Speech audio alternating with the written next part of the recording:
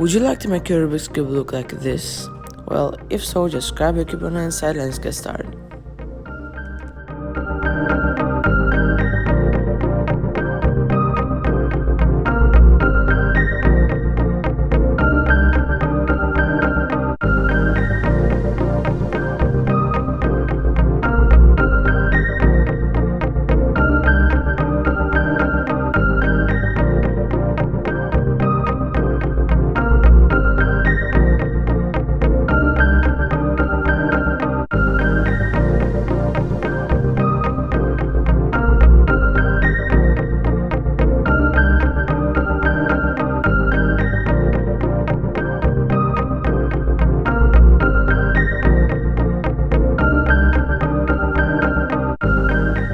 And that's it.